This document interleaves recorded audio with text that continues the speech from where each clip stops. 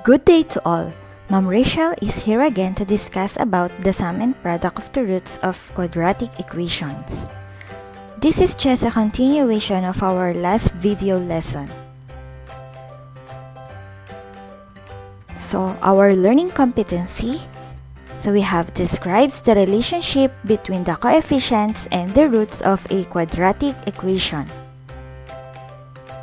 For our objectives, so we have the following. The first one is to describe the relationship between the coefficients and the roots of a quadratic equation. Next, solve for the sum and product of the roots of quadratic equation. And the third one is to determine the quadratic equation from the given sum and product of roots. Let us first have a review about identifying the values of a, b, and c. Number 1. X squared minus 2x plus 3 equals 0. So the value of a here is 1, b is negative 2, and c is 3. Next, number 2. X squared minus 5x equals 7. So here, ililipat muna natin siya sa standard form. So magiging x squared minus 5x minus 7 equals 0. So now the value of a is 1, b is negative 5, and c is negative 7. And then number 3, 6x squared equals negative 3. So again, ililipat din natin siya sa standard form. So magiging 6x squared plus 3 equals 0. So a is 6, b is 0, and c is positive 3. So for today, so we have the sum and product of the roots of quadratic equations. So remember that the roots of quadratic equation can be solved using the quadratic formula x equals negative b positive negative square root of b squared minus 4ac all over 2a.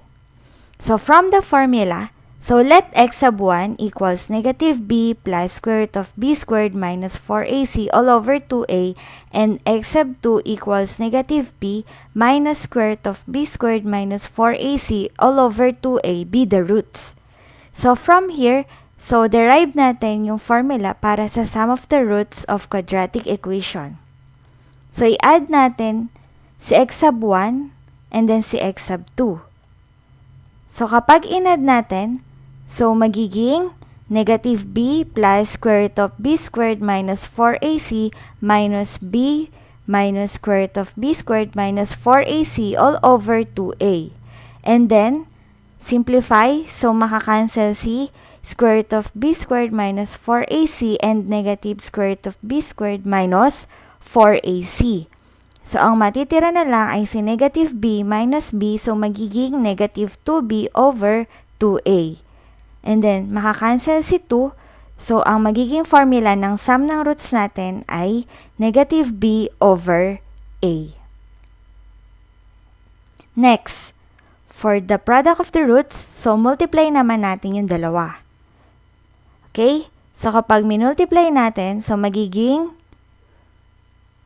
negative b times negative b is square of negative b, and then square root of b squared minus 4ac times negative square root of b squared minus 4ac. So magiging the square of b squared minus 4ac all over 2a times 2a.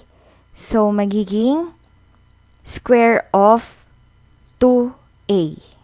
And then simplify. So, magiging negative b times negative b is b squared minus b squared plus 4ac all over 4a squared. And then b squared minus b squared, so cancel. So, magiging 4ac over 4a squared. So, makakancel si 4. And then, yung a sa numerator, and then isang a sa denominator. So, ang matitira na lang ay c over a. So, ito yung formula natin para sa product of the roots of quadratic equation. So let us have the following examples. So find the sum and the product of the roots of the following quadratic equations. Number 1, x squared plus 3x plus 5 equals 0. So step 1, identify the values of a, b, and c. So sa given natin, ang value ni a ay 1. Next, si b ay 3. And then si c ay positive 5. Next, step 2, apply substitution. So, unahin natin yung sum of the roots na ang formula natin ay negative b over a. So, substitute lang natin. So, magiging negative 3 over 1. So, yung negative dito, siya yung nandun sa formula. And then, si b ay 3. So, kaya naging negative 3 over 1. So, simplifying this, so magiging negative 3 ang sum of the roots. Okay? Next, para naman sa product of the roots, so we have c over a. So, here, ang value ng c natin ay 5. So, kaya naging 5 over a is 1. So, 5 over 1, the answer is 5. So, ang product of the roots ay 5. So, anong ibig sabihin nito? Kapag daw sinob natin yung roots ni x squared plus 3x plus 5 equals 0, kapag inad natin yung roots niya, ang makukuha nating sagot ay negative 3. And kapag minultiply natin yung roots niya, ang makukuha nating sagot ay positive 5. Okay? Next, example number 2. X squared minus 2x minus 10 equals 0. So again, step 1, identify the values of a, b, and c. So here, a is 1, and then b is negative 2, and then c ay negative 10. And then step 2, so we need to apply substitution. So again, ang formula ng sum of the roots natin ay negative b over a. So substitute natin si b at saka si a. So magiging negative dahil yung formula natin ay may negative, and then negative 2 dahil yung value ng b natin ay negative 2. So kaya dalawa ang negative signs dito. Over, ang value ng a natin ay 1. So, magiging positive 2 over 1. So, ang sum of the roots natin ay positive 2. Next, for the product of the roots, so we have c over a. So, palitan lang natin si c ng negative 10. Over a ay 1. So, naging negative 10 over 1. So, that is negative 10. So, ang product of the roots natin ay negative 10.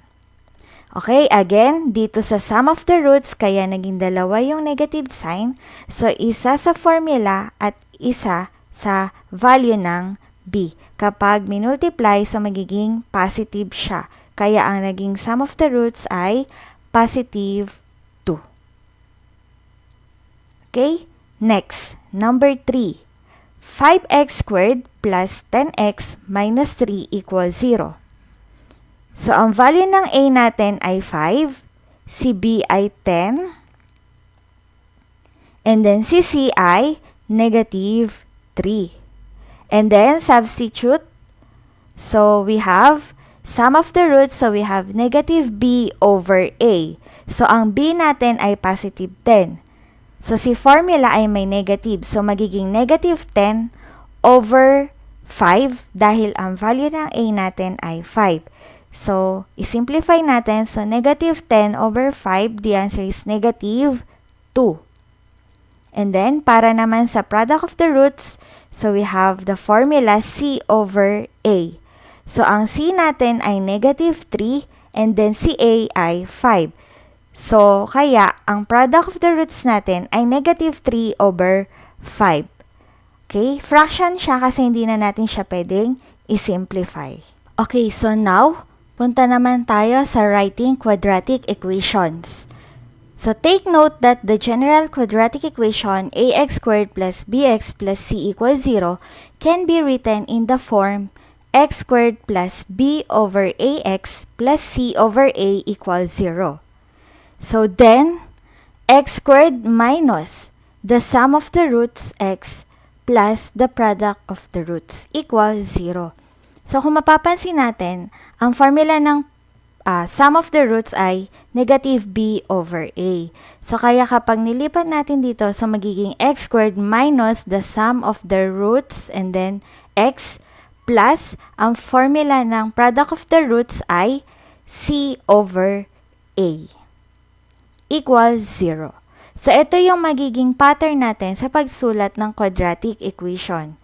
So again, x squared minus the sum of the roots times x plus the product of the roots equals 0. So example number 4.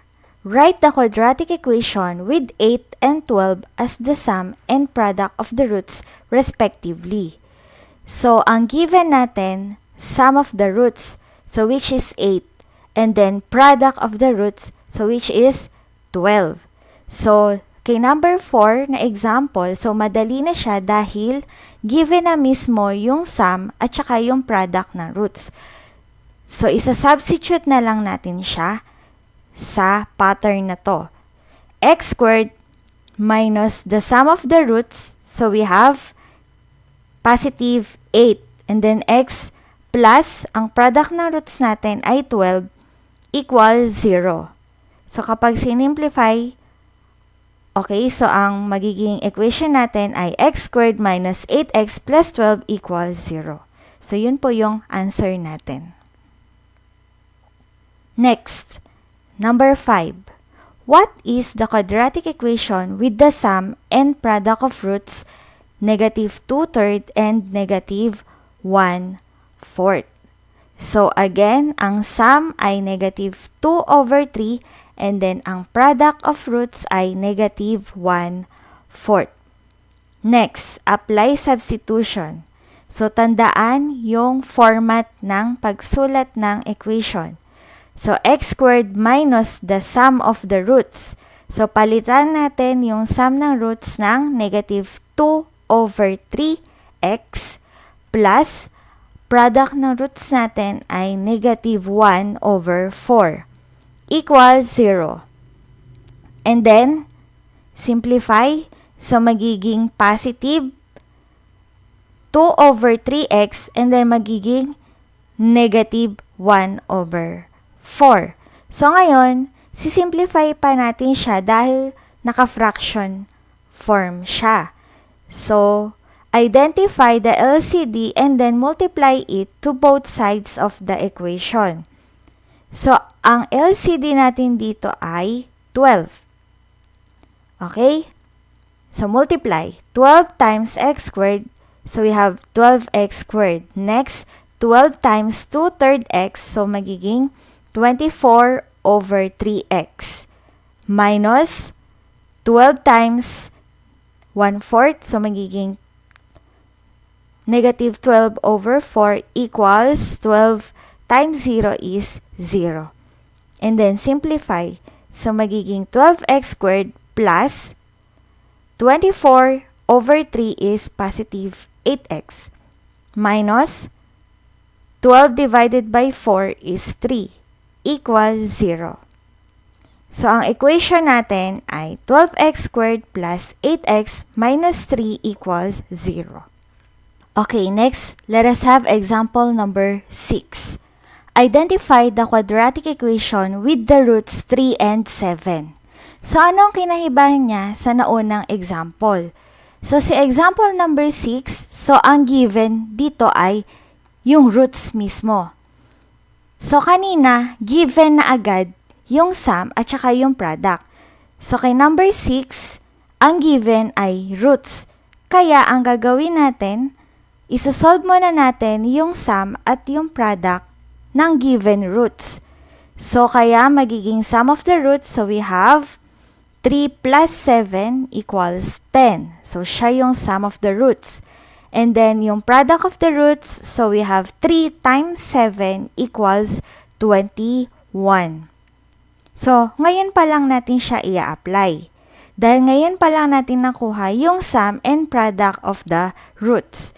So, ang pattern natin ay x squared minus the sum is 10, x plus the product is 21 equals 0.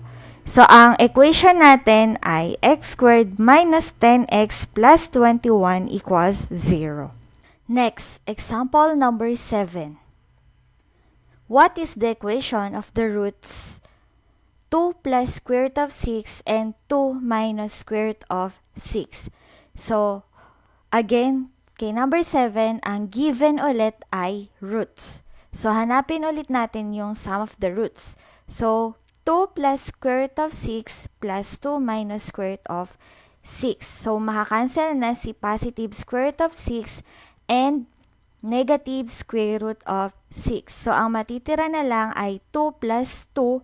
The answer is 4. Next, for the product of the roots, so we have 2 plus square root of 6 times 2 minus square root of 6. So, this is a product of sum and difference. So, we need to multiply the first and the last term. So, 2 times 2, we have 4. And then, square root of 6 times negative square root of 6. So, magiging negative 6. So, magiging 4 minus 6. The answer is negative 2. Okay, apply substitution.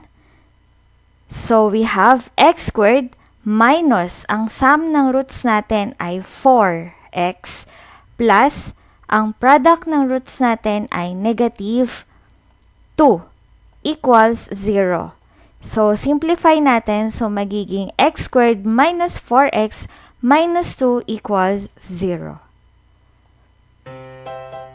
Okay? So, remember, so ang sum of the roots of quadratic equation, ang formula niya ay negative b over a. And then, ang product of the roots of quadratic equation, ang formula niya ay c over a. And then, in writing quadratic equation, so we have the format x squared minus the sum of the roots x plus the product of the roots equals 0. Okay? So again, just a reminder, now that you finish this video, you may now answer the what's more part of your module. So that's all for today. Goodbye. Thank you for listening.